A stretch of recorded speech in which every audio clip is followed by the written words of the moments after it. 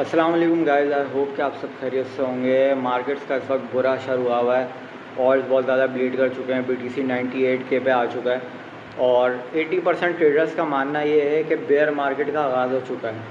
तो इस बात में कितनी सच्चाई है और जो वॉर वाले सीन चल रहे हैं उसमें मेरी क्या राय है और क्या आगे हो सकता है, उस चीज़ पे एक डिटेल वीडियो बना रहा हूँ लोगों के लिए, ताकि लोगों को समझ आ जाए। बहुत पहले भी बहुत सारी चीज़ें बोली हैं और वही हुई हैं और वही चीज़ मैं अभी दोबारा से कुछ क्लियरिफाई आप लोगों को करना चाहता हूँ और आगे आप लोगों को कैसे जो है मार्केट्स में सर्वाइव करना है अगर ये वॉर वाले सीन होते हैं, तो उसके भी मैं जो है वो आप लोग को डिटेल में समझा रहा हूँ। तो सबसे पहले तो मैं ये क्लियरिफाई कर दूँ, जो लोग ये समझते हैं कि वॉर होगी तो क्रिप्टो मार्केट जो है वो उसका बुरा हाल होगा। ओवरऑल वैसे सारी मार्केट्स जो है वो इम्पैक्ट होता है वॉर का इस पर, लेकिन सबसे ज़्यादा जो होता है वो स्टॉक मार्केट पर होता है।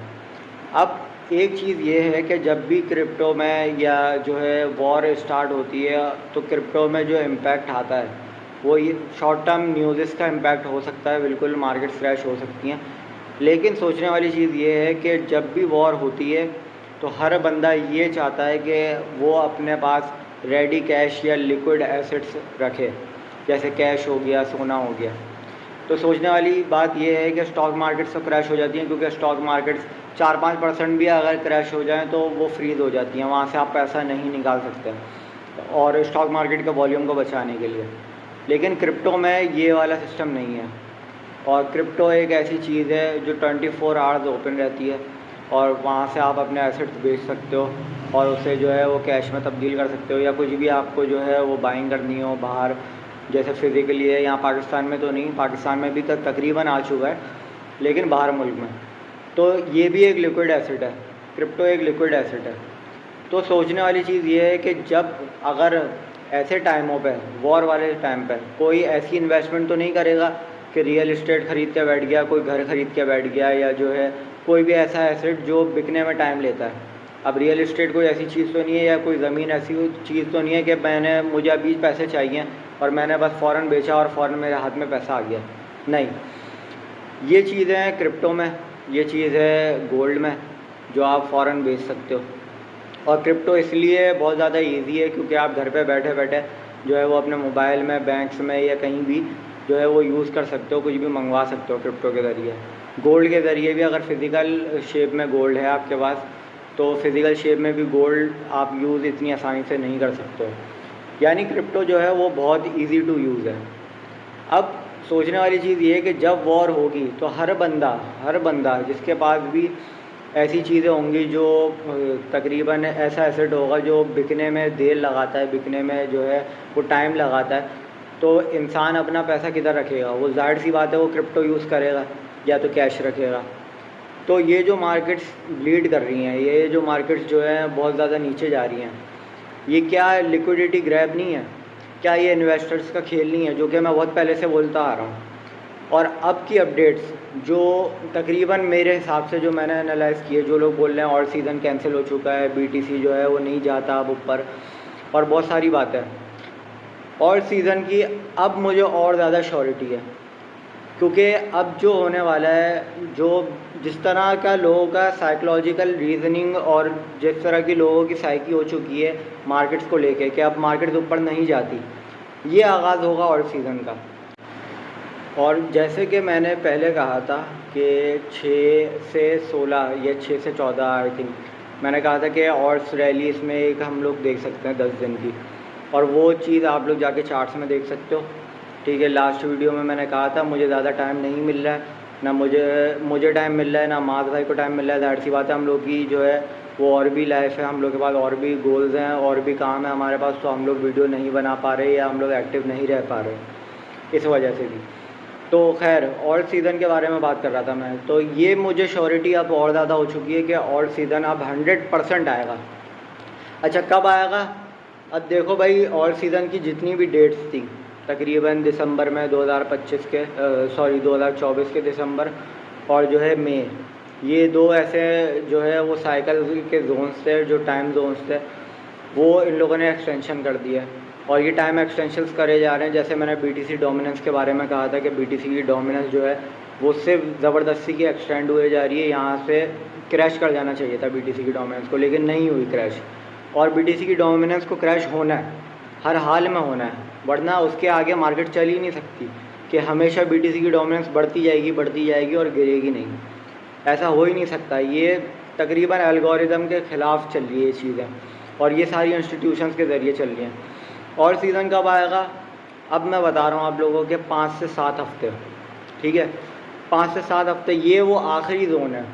और सीज़न 2 या 3 महीने तक चलेगा, और तकरीबन आज से लगा लो आप 5 से 7 हफ्ते कितने बनते हैं, 5 से 7 भी नहीं, मैं तकरीबन कहता हूँ कि 3 से 7 हफ्ते लगाओ आप, ठीक है, 3 से 7 हफ्ते और सीज़न आएंगे। और ये कम्प्लीटली आप लोगों को कम्प्लीटली होपलेस कर देंगे, कम्प्लीटली, जैसे अभी हो रहा है, जैसा अभी वॉर की सिचुएशन में हो रहा है, जैसा अभी जो है वो दुनिया भर की फाइनेंशियल मार्केट्स गिर रही हैं, तो हर इन्वेस्टर का कॉन्फिडेंस ख़त्म हो चुका है। यहाँ से शुरू होगी बिगनिंग, यहाँ से स्टार्ट होगा ऑल सीज़न, जब आप लोगों को बिल्कुल होपलेस कर देंगे। अभी तो 70 to 80% लोग कह रहे हैं ना कि बेयर मार्केट आ गई है, जब ये 90 to 95% लोग कह रहे होंगे कि बेयर मार्केट आ चुकी है, वहाँ से ऑल सीज़न शुरू होगा। अब ऑल सीज़न के बारे में भी बहुत सारे लोग पूछ रहे थे कि किस टाइप का होगा। अच्छा, पिछली साइकिल जैसी होती थी हमारी, जैसे कि पहले जो है वो हमारे लार्ज कैप कॉइन्स आते थे, फिर लो कैप कॉइन्स हमारे पंप होते थे।